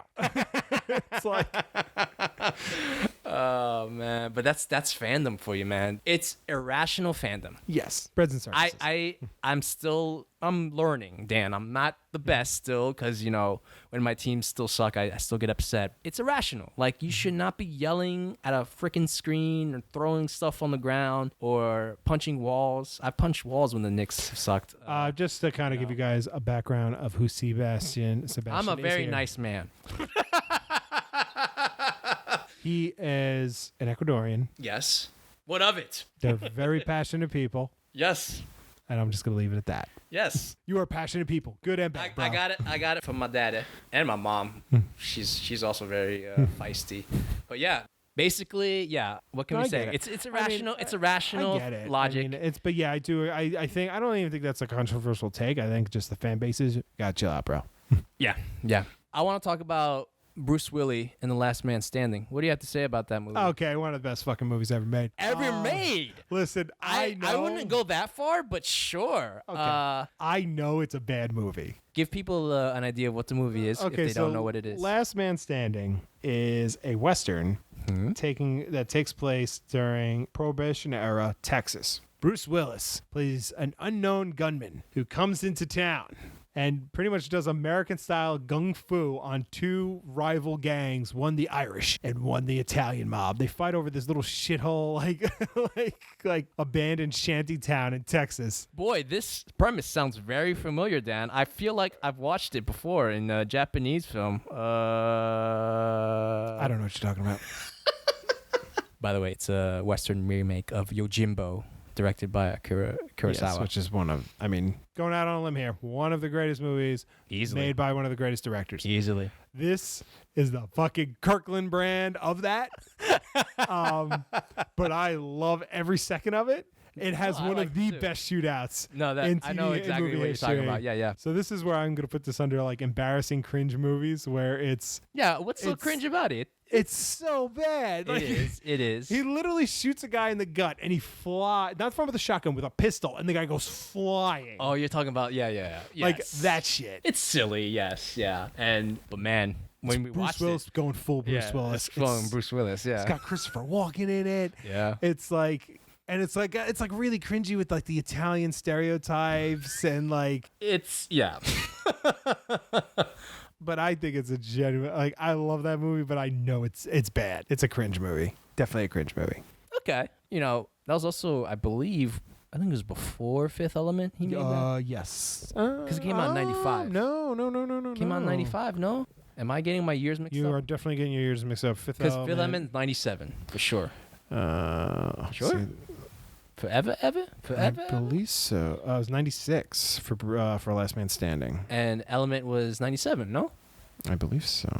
Poor Bruce Willis. 97 was, oh yeah, look at that, yeah. I go hope he... Yeah, you're right. So it was Last Man Standing, then Fifth Element. Look at that. Okay. Bruce Willis in the 90s was the man. He's still the man, bro. He's still a man. Sorry, he's still the man. I just can't do the movies no more. Okay. Savage. All right. So what else from my end? What do I have to Pacino? defend? So Al Pacino has more memorable roles than Robert De Niro. Yes. Those two. Now I have my opinions on this. Defend yourself.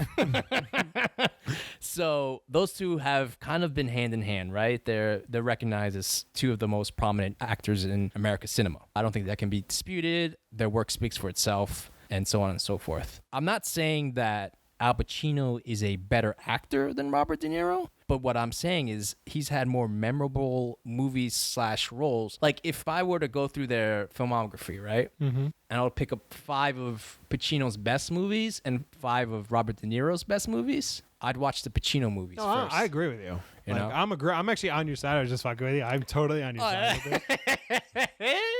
No, but like, for example, like Godfather. Dog Day Afternoon. Dog Day Afternoon, Scent of a Woman. Scent of a Woman, Just to name a couple.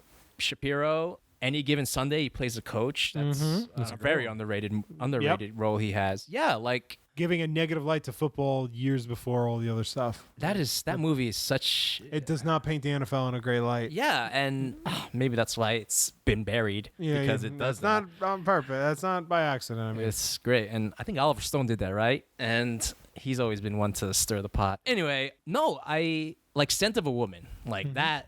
You remember that for Pacino for all the right reasons because his performance there is phenomenal, and I think obviously De Niro's still going strong. I think Pacino's basically done. He hasn't done a movie. honestly, I think they're both done. I think You don't think De Niro's in the new Amsterdam movie with the new David O. Russell movie? I mean, listen, make your bread and keep acting. I'm not going to tell you what to do, but I think anything of substance from either of them has been gone for a long time now. Yeah.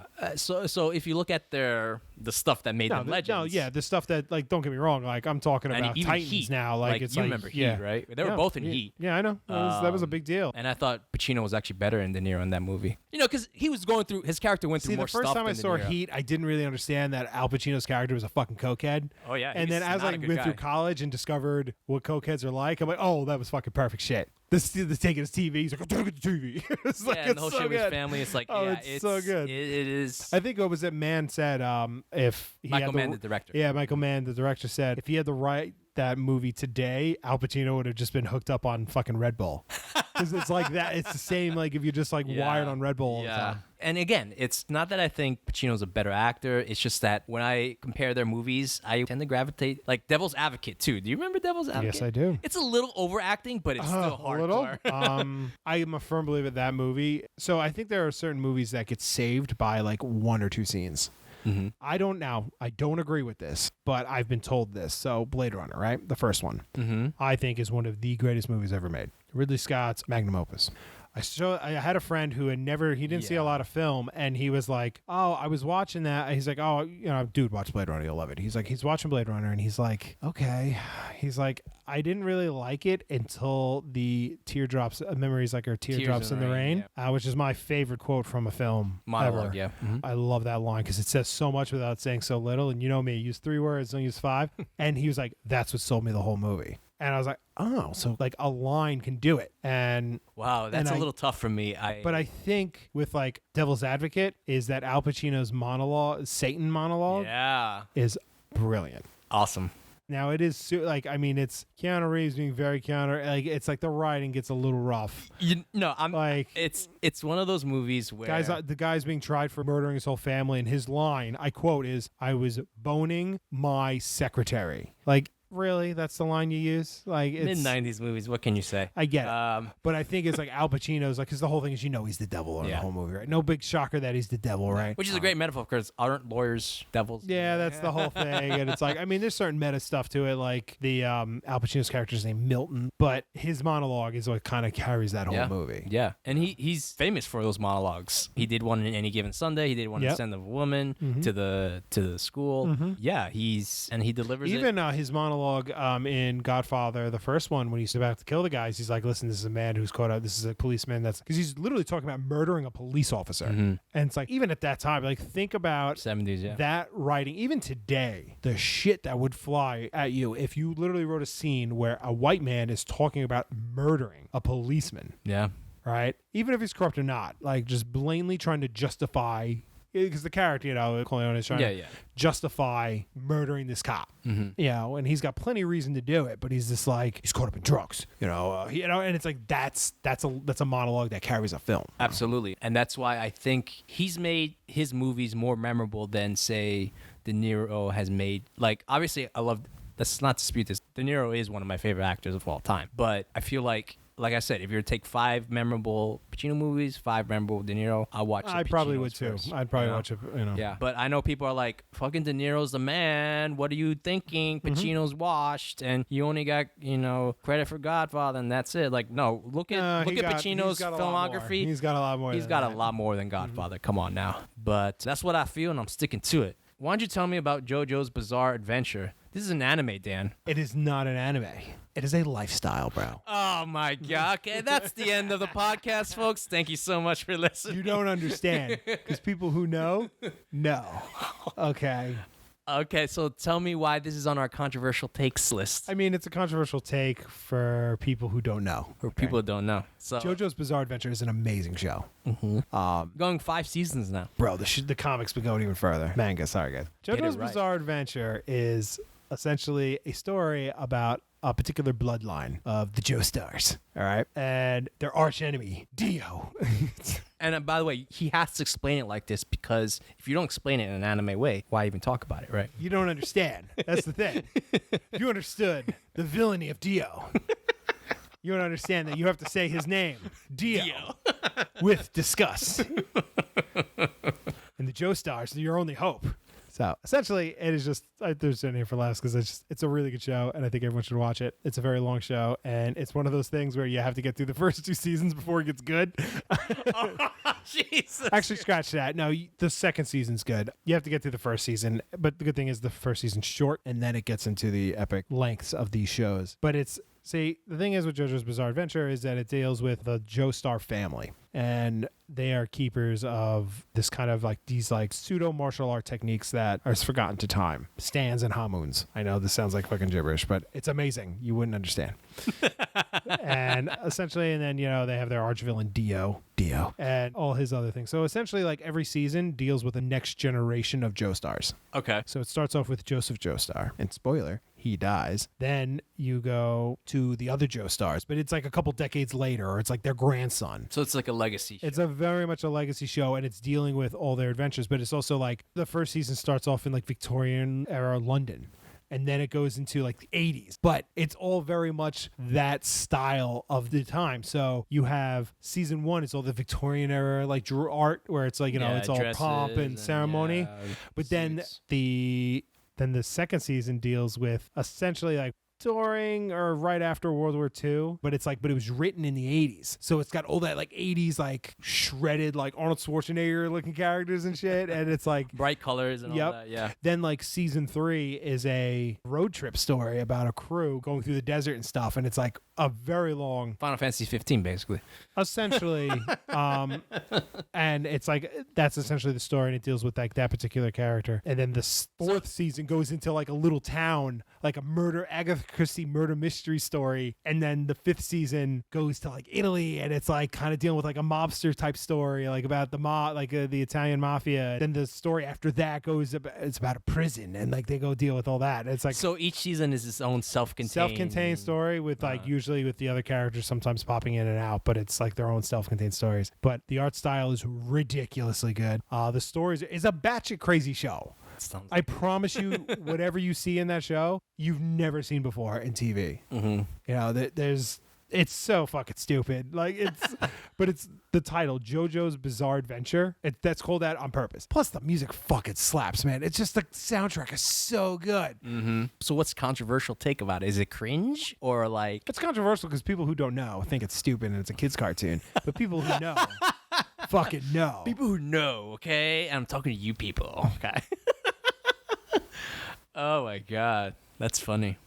Hey man, people watch anime on their time. I do. Some people, JoJo's is not just an anime; it's a lifestyle. It's a lifestyle, bro. You don't understand. It is a lifestyle. Oh my goodness gracious! All right, so what do you want to hit me with? All right, what am I gonna hit you with here? I'm surprised you have no idea what this last show that I put on is. Hang Time? What the fuck is Hang Time? Oh my God. I know you don't know that show. I definitely don't know that. What is that? So NBC Saturdays, Oh, boy. Saturday mornings, they filled one of their morning hours with the show called Hang Time, Running Together. It is a basketball show. Oh, Jesus It Christ. is a show about a high school basketball team. This shit went on for 6 seasons? Went on for 6 seasons, and the premise is there's a girl basketball player playing on the men's team. Ooh, Julie edgy. Connor, yo, one of the best strokes in basketball history. This is cringe to the thousands level. Yes. Did I watch all seasons as a kid? Yes. Did I watch all seasons again a couple of years I was ago? about to say, yes. That's where it gets cringe. Watching, you get a pass if As you're a an kid. adult. You As gotta- an adult, yeah. I've watched it too. You get a pass if you're a kid, but goddamn. Oh boy. And guess what? If you shut off the brain and look past the cringiness, you're just like, wow, this is so bad, but hey, whatever, man. Jesus. Hang Time for the Hang time. Either followed or preceded by City Guys. CITY, you can see why these guys, the new guys, City Guys. I remember the jingle suit. Come on, Dan. You mean to tell me, and I know you're giving me that face, you mean to tell me you don't remember the jingles of your TV sitcoms and all that stuff, the themes? You don't remember them? So I didn't really have TV growing up, so but when I Fair did, enough. it was definitely enough. not those shows. My memories is so I remember the most obscure things, and then you asked me to remember something I did 2 weeks ago. I have no idea what I did, but I remember the jingles of City Guys and Hang Time. And Hang Time, I used to watch religiously, and then I remember randomly, I was coming back from the city from a tennis match late at night because for some reason they scheduled my tennis matches at 9 p.m. at night. Don't ask me why. Anyway, I'm coming back on the train, and I'm like, I need something to watch, like just to like fill the time here. And I saw on YouTube they have these seasons. They, on SD format, of course, because Well, that's all you had. that's all you had. And I was like, oh my God, it's Hang Time. Let me watch this. Did I watch all seasons? No. I watched the first 5. It was 5 or 6 seasons you saw? 6 seasons. I saw the 5. Can't believe They it's replaced the coach. They replaced the coach. The Controversy. Yeah. Big No, moment. listen. The basketball coach. They replaced, played by Reggie Theus, former basketball player and a phenomenal coach, actor. For the in record, Hang he's Time. not looking this up on the internet. He's calling this from. I remember. What's up? What's up? Anyway, the last season they replaced Reggie Theus, butchered his last name, with a football coach. What was his name? It wasn't Mike Ditka. No, it was some other guy with a mustache. Fuck, I can't remember his name. But the show went to shit. I even remembered that as I was rewatching it as an adult. I was like, I'm not gonna even bother with season 6. I think Julie Connor left, by the way. Julie Connor is the girl on the basketball team, breaking barriers and hitting shots from the outside, and with a new boyfriend every 2 seasons. When they changed coaches and they lost her, there's no point in watching Hang Time anymore, Is it super cringe to the thousands level? Absolutely. But that's why it's on my list, folks. And if you want to watch Hang Time, I believe the season is still on YouTube, and you want to hate yourself, go ahead. You want to watch and see why did Sebastian even bother watching all 5 of these seasons? How could he do it? I don't know how people can watch certain reality TV shows. Good point. So, Good point. What's I'll up? give you that, yeah. What's up? I have my guilty pleasures. You have your guilty pleasures. Speaking of that, there's talks of them remaking The Mole for a reality show. The Mole? The Mole. You ever watch The Mole? You never watched The Mole? Oh, you gave me that look like you never watched The Mole. The The Mole.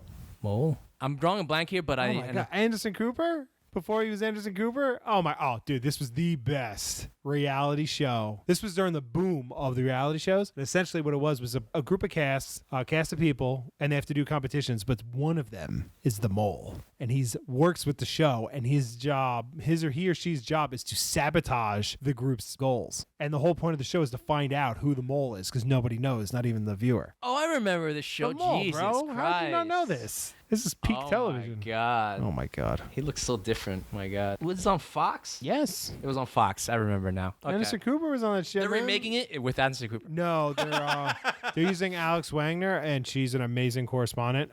She's an amazing journalist. She did and the circus on Showtime. Yes, yeah. Now she's got Rachel Maddow's spot on MSNBC, but now she's doing it, and she's. It's going to be on Netflix. Yeah. The reboot.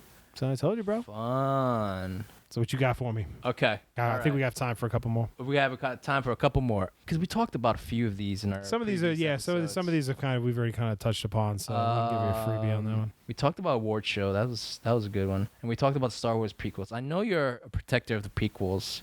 We've had many conversations on this. Prequels apologist. Yeah, sure. Let's talk about Bringing Out the Dead because I kind of agree with you how it's a very underrated movie. Yes, it is. It is definitely one of Scorsese's best. I like it. I like it when Scorsese, because he has What, the doesn't do a potential. fucking mob movie? Yes. Okay, so here's the real Shutter controversial Island, take. Hugo. Here's my real controversial take on this. Martin Scorsese, stop making the same movie. Irishman, why'd you need to make that I movie? think- You've done it better I think before. people in Hollywood secretly, they won't say it to Scorsese's face because they love him. Agree with you.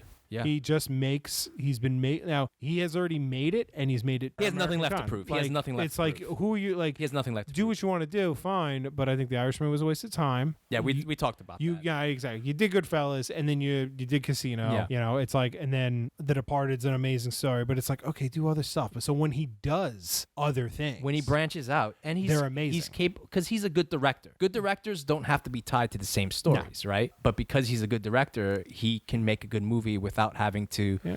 do a mob movie. You know? And I think Bringing Out the Dead is his best one. I believe the intro, like the first 20 minutes of that movie, is borderline perfection. It's a dark comedy. It's funny. It gets the vibe of the Manhattan at night. Only I think someone like Scorsese could do that because he does show a different side of Manhattan that most people Yes. only New Yorkers would see. I mean, to me, He shows Hell's Kitchen in the 90s. And it's Yeah. a fucking nightmare then. But it's like and also Taxi Driver to me is like the best. but he gives like vibe. the best vibe, like Mhm. a really accurate version of what it feels like to be in the city at 2:00 in the morning when you're not shit faced. You know what I mean? Yeah. And you're in Yeah. like not great areas, but like you're not gonna get hurt. It's just you're uncomfortable. And I also think like Nicolas Cage when he was still doing serious Dude. work, because that's the thing. It's like he's a joke, like, and he's I kind don't of think- owning it Here's the thing, but he's also a really he's good an actor. he's an enigma because when he wants to be. when he wants to be. Even his recent stuff, he makes fun of himself of Yeah. what he I has mean- become. But he's actually a good actor. Like Leaving Las Vegas is one of my favorite movies of his. Like but he also does like crap and does a lot of weird shit too.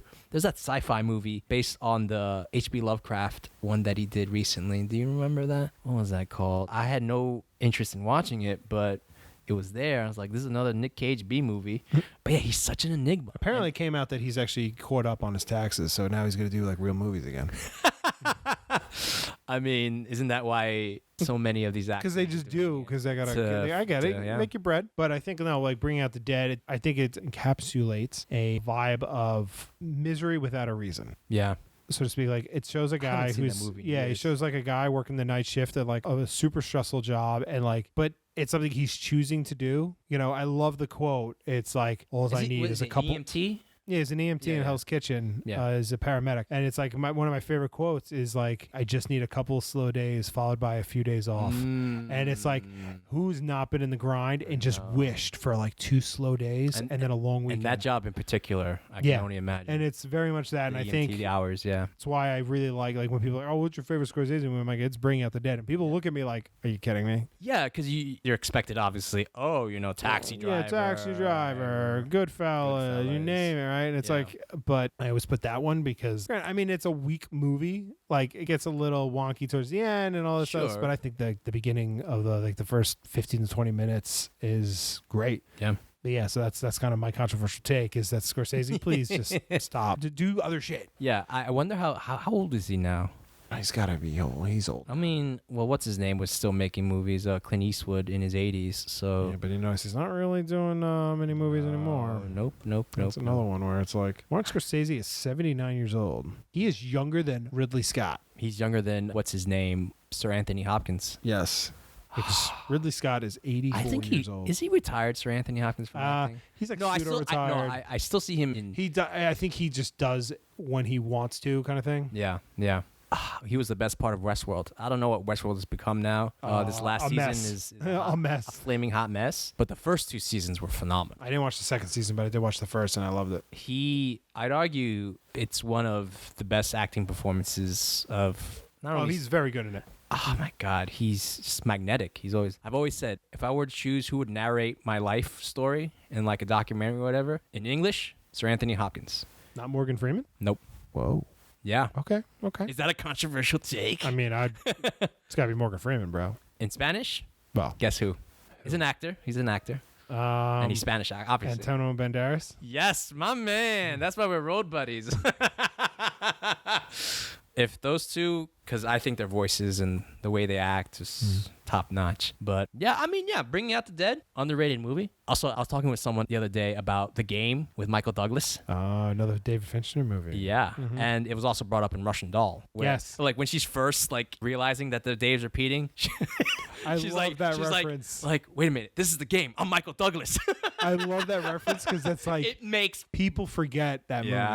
yeah, another underrated movie. God, what would you say is like a recent underrated movie? I know we're getting a little off topic. A recent underrated movie. Yeah, that like people are like, no one really talks about it, but like, man, Honestly, because it's like first movies need to come out, and very little movies come out nowadays. True. Not exactly sure. Knives Out, just because I saw this Knives Out, trailer for the definitely- sequel.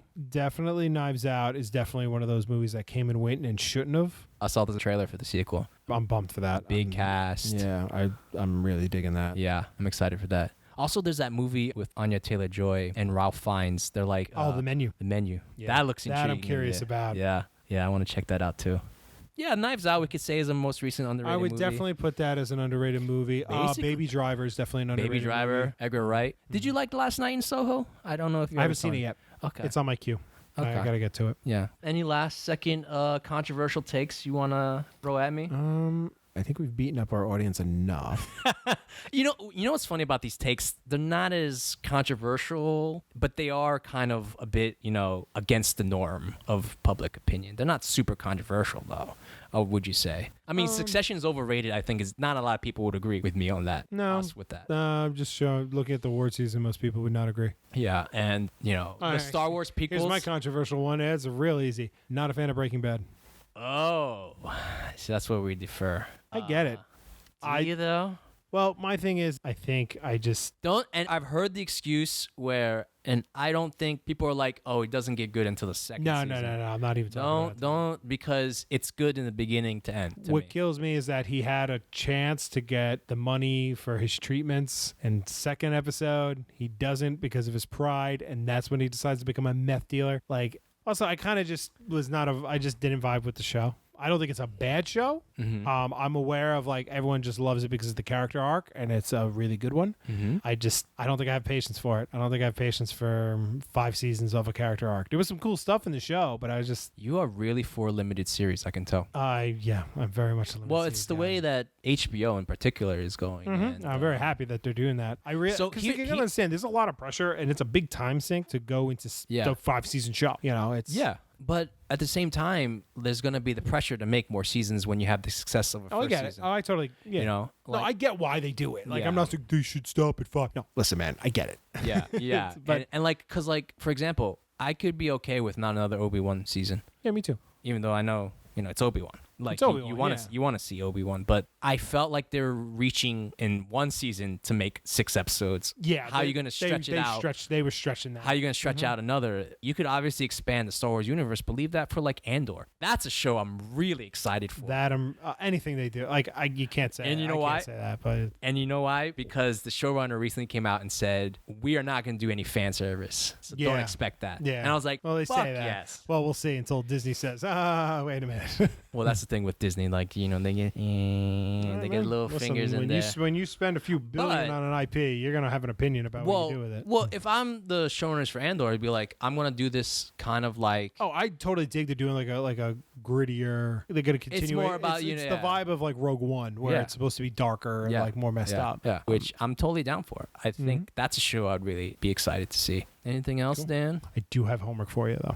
Okay. But make sure you at least give Industry or Archive 81 a chance. Oh no, I'm definitely gonna. That like I said, Because Industry's I already think, on my queue. number to one, watch. those 2 you watch on your own. You don't need Sam. Yeah, that's exactly why. And definitely have to catch the bear at some point. that I'm And remember, that's half hour. I'm so- aware, but totally that's a do. pending show because we need help with that. So I started watching Welcome to Wrexham, Welcome to who? Wrexham, which is an FX docu-series. It's about the Welsh football That's already on my team. queue. Okay, I was just saying. That's already on my queue. Yeah. I have opinions about it because I like this type of documentary series. It's not the kind of documentary I thought it was going to be. I saw the trailer and I was immediately down for what they were trying to do, even though now you say that it's not that. But I think I kind of gather what it is about, especially because I know so much about European football in small towns specifically.